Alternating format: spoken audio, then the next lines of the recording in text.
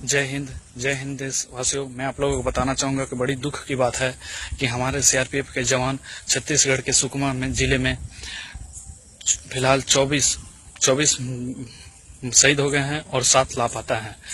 ये घटना एकाएक हुआ और 300 नक्सलियों ने हमला किए और बहुत दुखद की बात है कि उसमें महिला ब्रिगेड जिसने 200 महिलाओं की फौज थी नक्सलियों की, उन्होंने अटैक किया और हमारे 24 जवान मारे गए और 74 बटालियन के शहीद हो गए।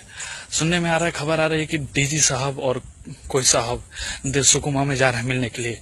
मैं उन लोगों को बताना चाहूंगा कि साहब वहां मिलने से कुछ फायदा नहीं है। वहां जाइए और डायरेक्ट 1-2 बटालियन नहीं 20-25 बटालियन भेजिए और वहां जाके ऑपरेशन करवाइए। जिस तरह से 300 ने उन्होंने भेज के हमारा ऑपरेशन बर्बाद किया है, हमारा आरोपी को बर्बाद किया है, उस तरह से उनको जाके पूरा सुकमे को छान बगाड़िए। और बताना चाहूंगा जो राजनाथ सिंह जी, आप एक अच्छे नेता नहीं साबित हो रहे हैं। आप ही के राज्य में सीआरपीएफ वहां लाठी खा रही है, आप ही के राज्य में सीआरपीएफ शहीद जवान हो रहे हैं। और ये मैं बताना चाहूंगा आप लोगों को भी कि यही सीआरपीएफ जवान अमित शाह और तमाम वीआईपी नेताओं को XYZ की कैटेगरी की ड्यूटी दे रहे हैं।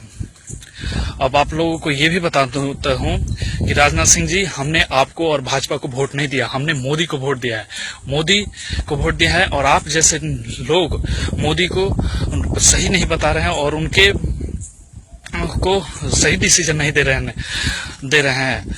और रक्षा विशेषज्ञ ये आप ही टीवी पे आके मीडिया के सामने बहुत अच्छे बातें बोले कि उनका ट्रेनिंग ढीला है, उनका ये काम ठीक नहीं है। तो मैं ये पूछना चाहूंगा, आपके जवान को जब पाकिस्तानी सर काट के ले गए थे तब आप कहाँ थे? आपके पठानकोट एयरबेस पे जब हमला हुआ था तब आप कहाँ थे? इंटेलिजेंस आपकी कमी है तो हमारी भी कमी है, और कमी कहाँ है इसकी जांच तो करवाओ। और मीडिया भाइयों से मैं अनुरोध करना चाहूंगा कि आप लोग, विशेषकर आप लोग, इन जवानों की समस्या को किसी रक्षा विशेषज्ञ या उच्च अधिकारी को बुलाने की जरूरत नहीं है। आप सुकमा या किसी भी छत्तीसगढ़ के वहां के जवानों से पूछिए कि वो समस्या क्या है। वहां के जवान ही बताएंगे कि कमी कहाँ थी, तब जाके होती है। रोड बनवाए छत्तीसगढ़ सरकार, सारा श्रेय छत्तीसगढ़ सरकार, और जवान शहीद हो जाए। और राजनाथ सिंह जी, मैं आपको ये भी बताना चाहूंगा कि अगर आपको थोड़ी सी भी शर्म हो तो आप शहीदों के जवानों के लाश को श्रद्धांजलि मत दीजिए। आप शहीद के परिवार के घर में जाके एक बार मिल लीजिए, वहां पे श्रद्धांजलि दीजिएगा तो आपको बहुत अच्छा लगेगा। इसी के साथ ही मैं प्यारे देशवासियों, मैं आप लोगों को बताना चाहूंगा कि आप लोग देश के जवानों को दर्द समझिए और सोचिए कि कहाँ कमी है। कि जवान आज स्कूल खुलते ही, कश्मीर में स्कूल खुलते ही पूरे स्कूल के गुट जितने छात्र थे सब सेना के जवानों पे हमला कर दिए।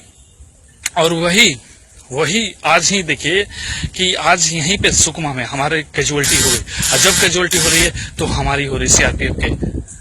बहुत दयनीय स्थिति है।